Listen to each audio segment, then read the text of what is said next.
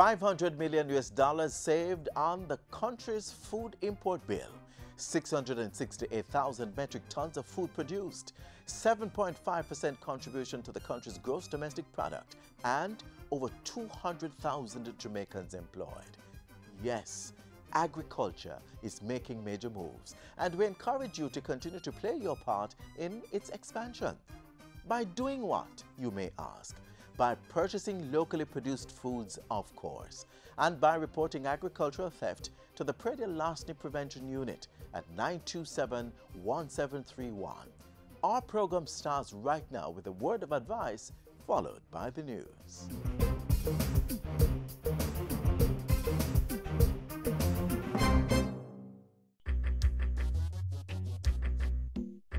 Nutritious food, succulent dishes, superior workmanship, and excellent service.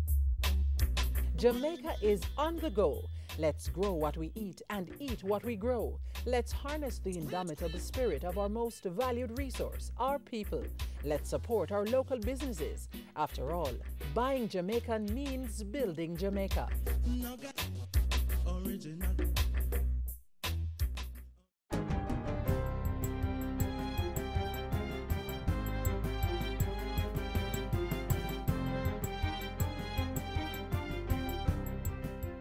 Good day, I'm Stephen McHugh, and this is your JIS News for Monday, November 6.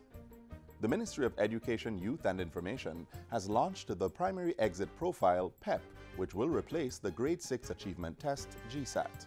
The Primary Exit Profile is to be implemented in 2019. Education Minister Senator Ruel Reid says PEP will provide a profile of students' academic abilities, their strengths and weaknesses, as well as their readiness for Grade 7. The provisions of PEP is a forward-thinking approach that will make students better prepared for the workforce. Students will therefore be exposed from an early age to critical thinking. The end game is that everyone, which is the aspiration, will graduate with the equivalent of an associate degree by the end of grade 13. Minister Reid was addressing last week's post-cabinet media briefing. The Primary Exit Profile has 3 components: performance task, ability test, and curriculum-based test. The suggested weighting is that the abilities test will represent 30% of the final scores that make up the profile. And the CBT, curriculum-based test, and the performance test will together make up 70% of the profile grades. PEP will therefore be implemented on a phased basis. Students who are currently in grade 5 will be the first PEP cohort. They will, however, do only the grade 6 components in 2019. Under PEP, students will be monitored more closely, allowing teachers to plan lessons to meet their specific needs. The Education Ministry will begin its sensitization campaign this month with town hall meetings. The campaign will run until January 21 next year to prepare students, teachers, and parents, and to allow for a smooth implementation of the program. Government and the private sector have signed a Memorandum of Understanding to establish the institutional framework to deepen the alignment in education and training with the labor market needs and outcome. The Ministry of Education, Youth and Information and the Public and Private Sector Partnership in Education Committee signed the MOU on Thursday. Under the 5-year agreement, an extensive review of the ministry's programs will be undertaken to ensure they are positioning young people to supply the skills needed in the modern workforce. Where we're going, vocational training might even be more important than academic qualification very soon. We are very happy, Minister, to be a part of the MOU and to offer the private sector support. The Education Minister reiterated his call for universal training and certification for all persons within the workforce. For our economy to function, we need a cadre. We need our people to be trained and certified so they can produce the goods and services to drive economic growth and development that all of us will enjoy a high standard of living. 2 ministries have joined forces to provide more opportunities for women in the micro, small, and medium-sized enterprise (MSME) sector. The Ministries of Culture, Gender, Entertainment and Sport and Industry, Commerce, Agriculture and Fisheries recently signed a Memorandum of Understanding for the initiative. The agreement is aimed at developing strategies and collaborative programs that will promote and encourage the involvement of women in entrepreneurship. Minister with responsibility for gender affairs, Olivia Grange, says the goal is to promote sustainable and productive entrepreneurial activities to generate income among disadvantaged women, particularly among those persons living in poverty. The Technology Ministry has opened 2 new community access point CAP sites, one each at the Mayfield All-Age and Top Hill Primary Schools in St. Elizabeth. Portfolio Minister Dr. Andrew Wheatley says facilities such as these are necessary to building out the knowledge-based society that support Jamaica's ability to be competitive. While opening the CAP site at Mayfield All-Age, Minister Wheatley stressed that the resource centers are not only for the school, but rather the wider community. Lack of access to the internet contributes to extreme poverty, because what it does, it limits your exposure.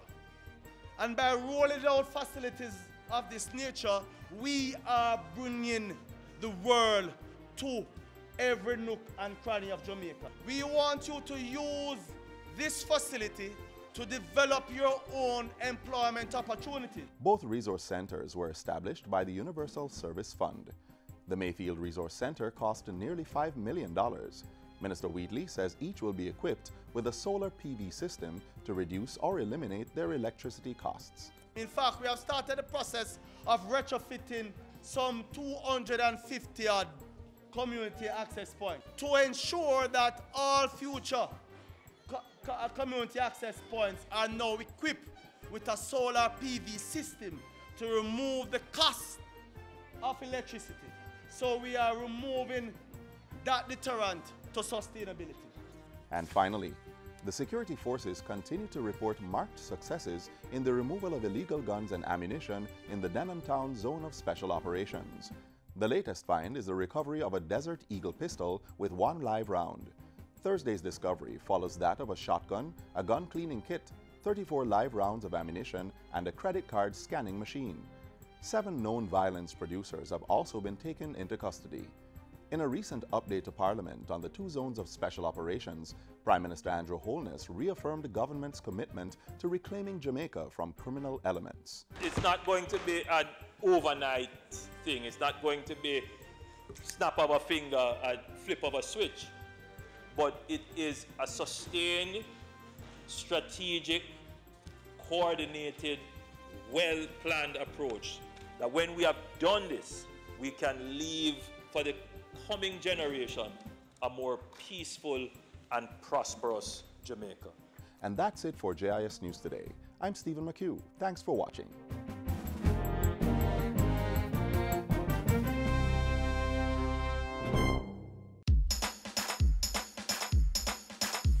We want a productive Jamaica. We are not productive Jamaicans. Productivity to move forward on this land. Productivity, that's the way to go, we should understand. Productivity is the way to go for all us Jamaicans. Small business, big business, old and young, we are tell every woman and man. We want growth and prosperity for a better nation with a building plan. So we can build our product and sell our product and put more money in our hand. Our economy can rise to a level and build a better nation. Productivity to move forward on this land. Productivity, that's the way to go, we should understand. Productivity to move forward on this land. Productivity, that's the way to go, we should understand. Productivity. Productivity, pathway to prosperity. A message brought to you by the Jamaica Productivity Center, a department of the Ministry of Labor and Social Security.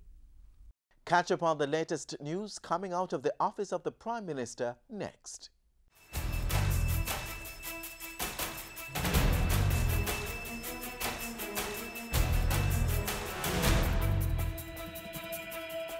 Mount Salem Zone of Special Operations extended. Denham Town Zone tapped for major social intervention projects, and Cockpit Country petition gets revised response timeline. You're tuned to Jamaica House Weekly. Stay with us.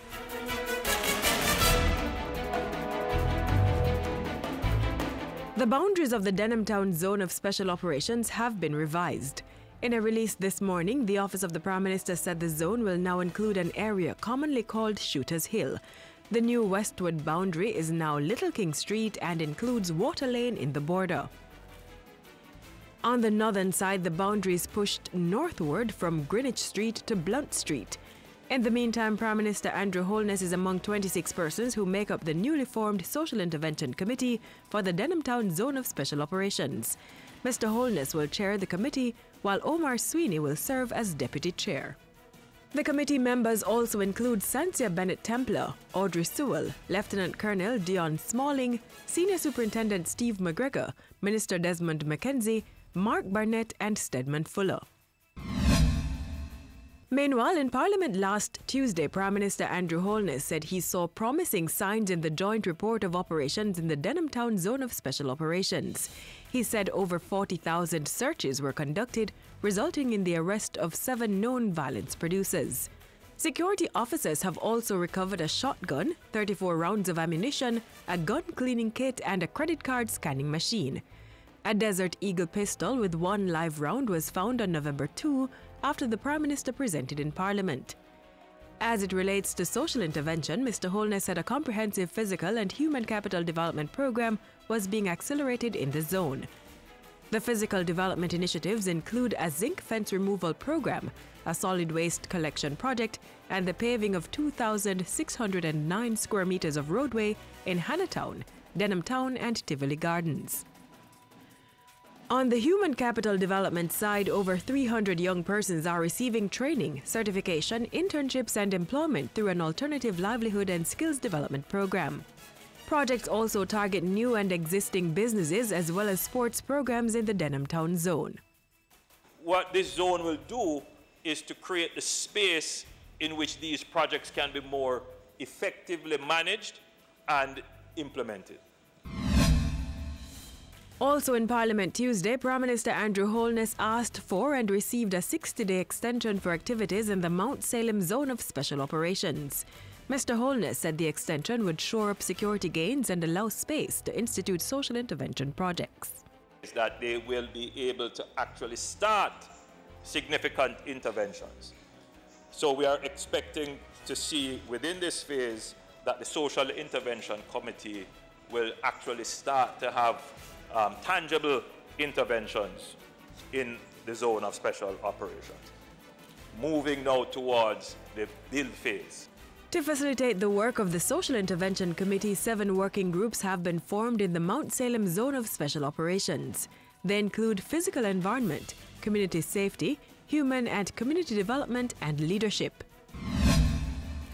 And when he was in the second city on Thursday, Prime Minister Andrew Holness reassured the business community that government was doing all that's possible to very quickly bring crime in Montego Bay under control.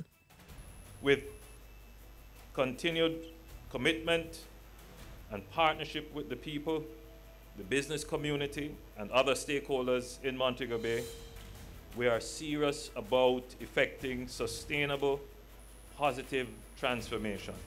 Mr. Holness was speaking at a function to open the G West Medical Center at Fairview in Montego Bay.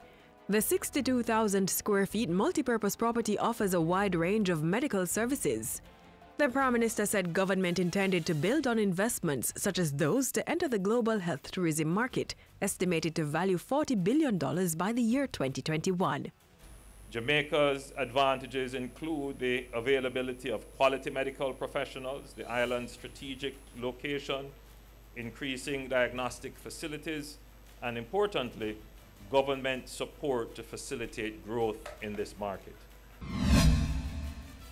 News came Wednesday that government had set a revised timeline to give an official response to the Jamaica House petition on the cockpit country.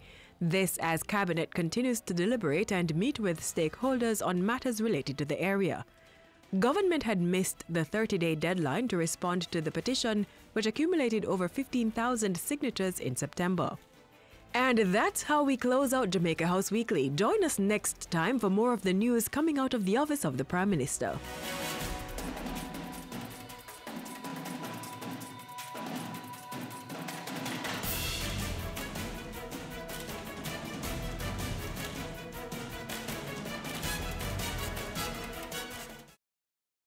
Hi, this is Tessan, and I want all you young people to listen to me very carefully.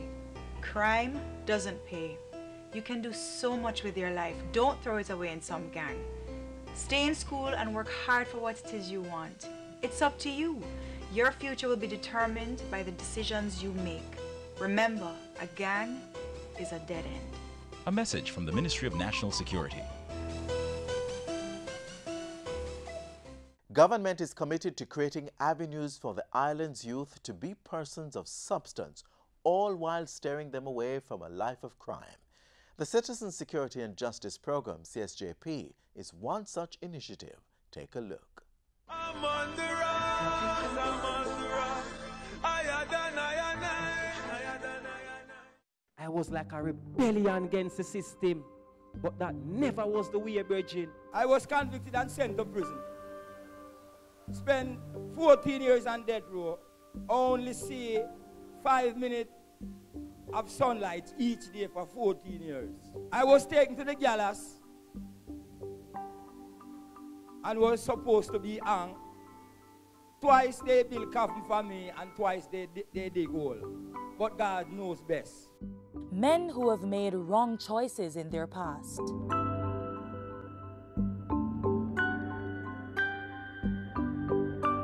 These are men who were either incarcerated or persons who were informal enforcers, as we say in Jamaica. These were persons who had no regard for law and order, who have actually, by whatever means possible, by whatever stimuli, have actually decided that they don't want that life anymore.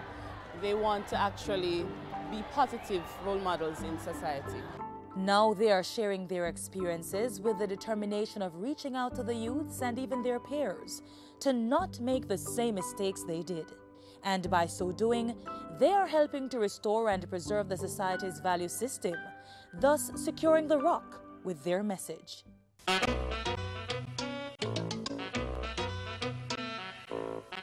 Trenchtown youths, top up love, delete violence.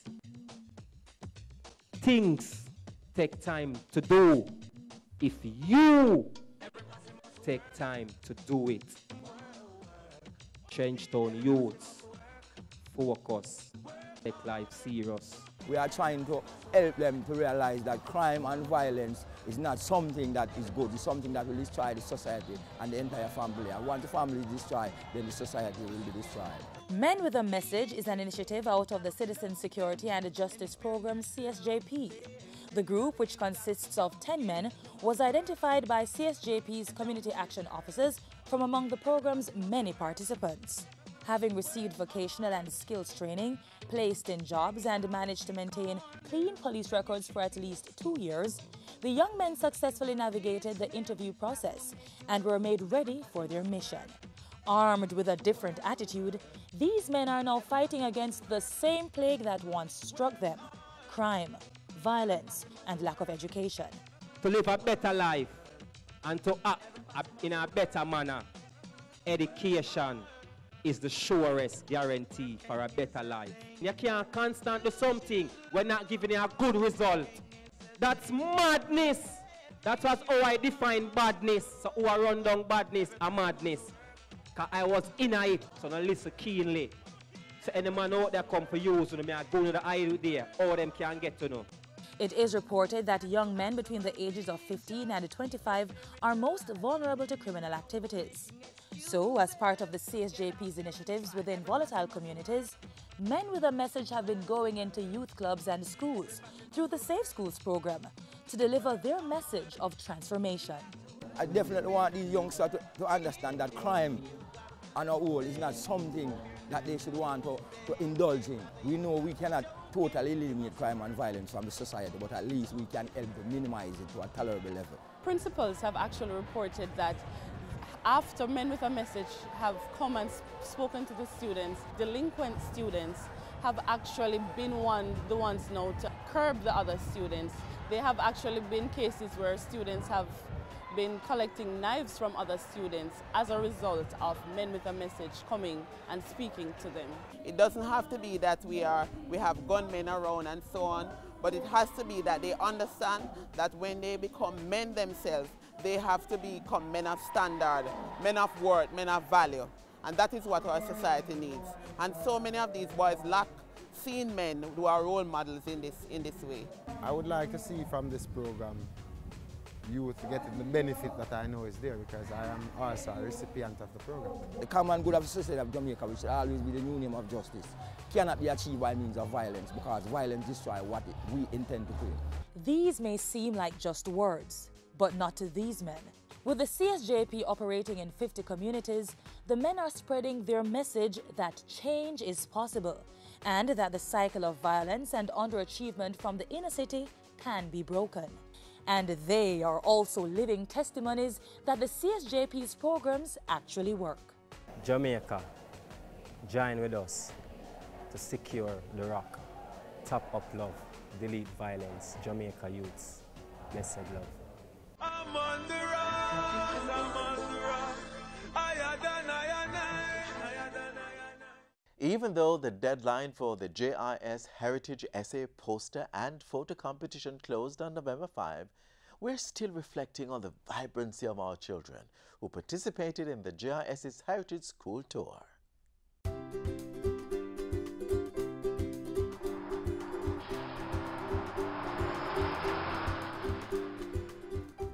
We're still out west on our Heritage School Tour.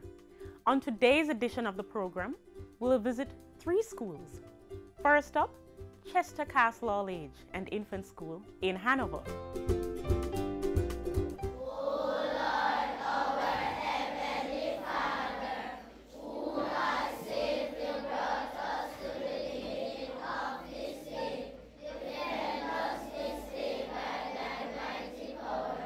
Amen. What a powerful way to start our tour of Chester Castle. After introductions and information about the JIS, we settled in to get a taste of what the school had to offer. And my, oh my, it was a lot. The roads are rocky, the hills are steep, the macra scratches, and the road is deep. The town is far, news travel slow, and the mountain men has far to go. From riverside to mountains, from Caenwood to the sea. Our hearts salute Jamaica, triumphant, proud and free. Howdy and thank you, no brought no square. Howdy, how you do? Thank you, thank you. Beg your pardon, excuse me. Practice of your courtesy. Even teachers were in the mix. Them say from Good Friday morning, a job will not get no ease. Morning, noon and night and break time, she was yamming bun and cheese. For breakfast, lunch and dinner, she yam so bun and cheese. She carry go to church and move in pictures if you please. She not count salvation again, cut her yard past rice and peas. Hear her, me put pot on fire when me got me bun and cheese. The pieces were bashy, but what bowled us over was the thoughtfulness of school administrators. They turned the heritage ceremony into a Heroes Award function. Community persons who have been supporting the school were recognized. Persons who are always looking out for the goodwill of the children, persons who have been community leaders, whether at church, whether in their business places, or whether just being a community leader. Westmoreland's Strawberry Primary and Junior High School was our next stop. But no, there were no strawberries there. And they too didn't disappoint. As you'll see, not even the rain could dampen their lively performances.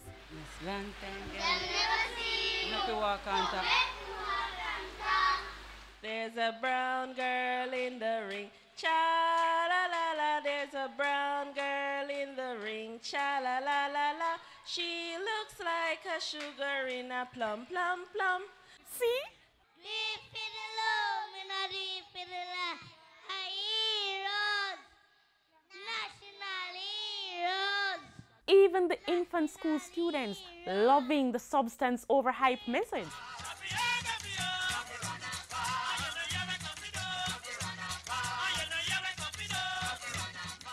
Trust me, there were other performances, but the program would be too long.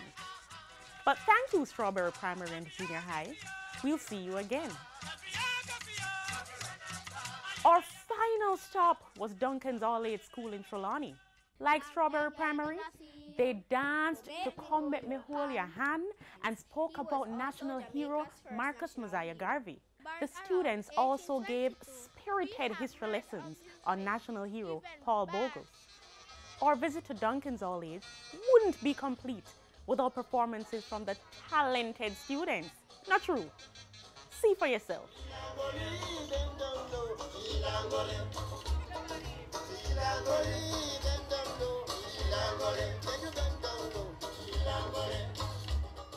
No, you name Kojo Scoop or visit Nana Kitchen and get love for gungo soup. But all you can say is actually boy about top. One time sweet Jamaican joke you used to pop. Him get back and walk to the door, him head in the ear. Them gal ball after him. Not going, what's who there? And from that night till today, they all got him for mark. Miss Mary dry foot boy can't get over the shock. Aye, aye, aye. Aye, aye, aye, indeed. And that's all we've got for you today. We have a few more schools to showcase, so make sure you join us then, all right?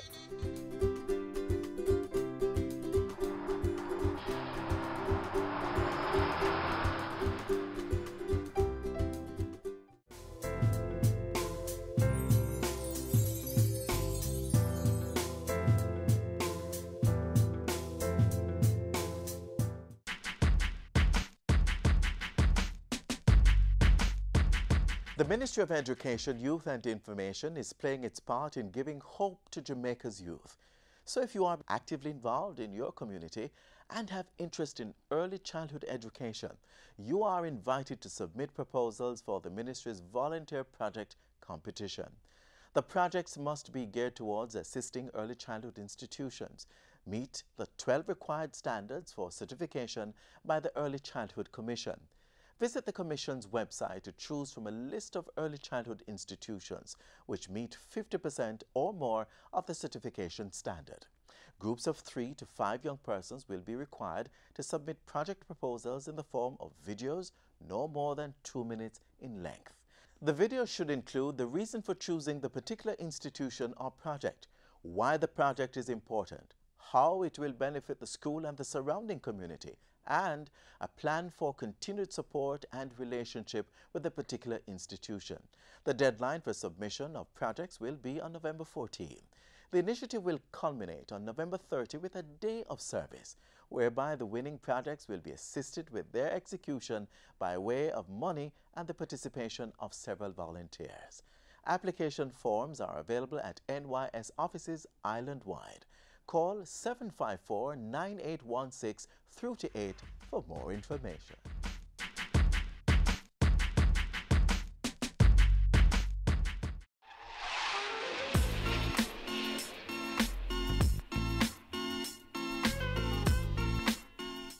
And that's where we leave you on another edition of Jamaica Magazine. Be sure to join us round about the same time tomorrow, right here on this station, when we'll bring you another informative magazine program. Keep up to date on all of the positive happenings in Jamaica land we love by visiting jrs.gov.jm, liking our Facebook page, subscribing to our YouTube channel, and befriending us on Twitter and Instagram.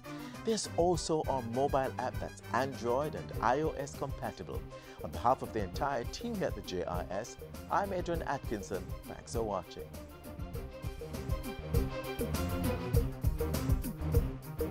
This has been a production of the Jamaica Information Service, the voice of Jamaica.